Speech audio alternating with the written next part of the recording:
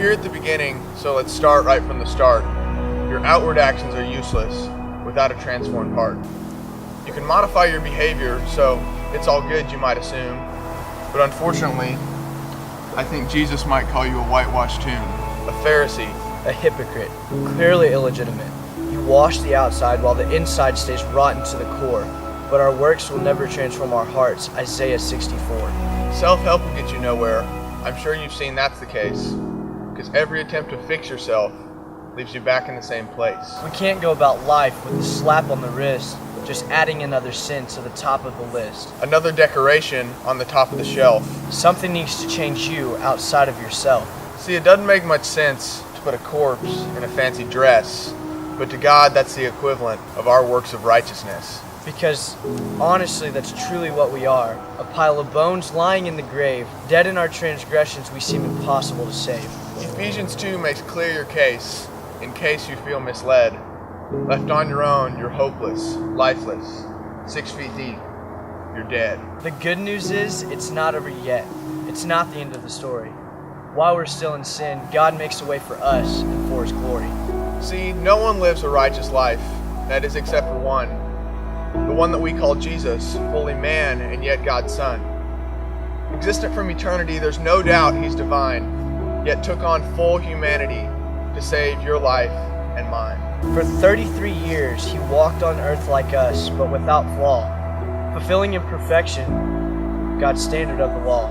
But what did we do with such a man, God's kingdom said to bring? We nailed him to a Roman cross. We crucified our King. But even such depravity could never thwart God's plan. He'd seen it since the dawn of time, before the world began. For as He hung upon the cross and bore our death and sin, He was where we deserve to be, apart from God, forsaken. As He hung there being crushed, He looked at me and you. He cried, "Forgive them, Father, for they know not what they do." And so He died a sinner's death, the one who claimed to save. Seemed nothing more than me and you, a dead man in the grave. Only 3 days later, His power was revealed. Inside the tomb was not the man who on the cross was killed. But even death couldn't hold Him. The grave couldn't keep Him down.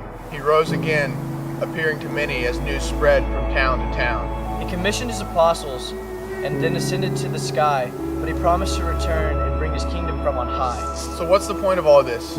What's it mean for you and me? The only one who can change our hearts is the one who died upon that tree.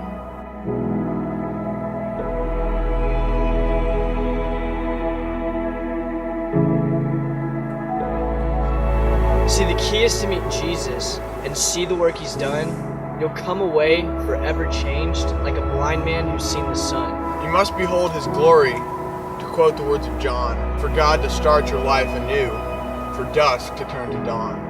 If you truly see what Jesus did and the need in which you stand, He calls to you, repent and believe, for the kingdom is at hand. He'll impute to you His righteousness, so when your life is done, He'll see not your filthy rags, but the spotless Lamb, His Son. He'll fill you with His Holy Spirit, your inheritance to seal, your heart to be regenerate, your deepest wounds to heal.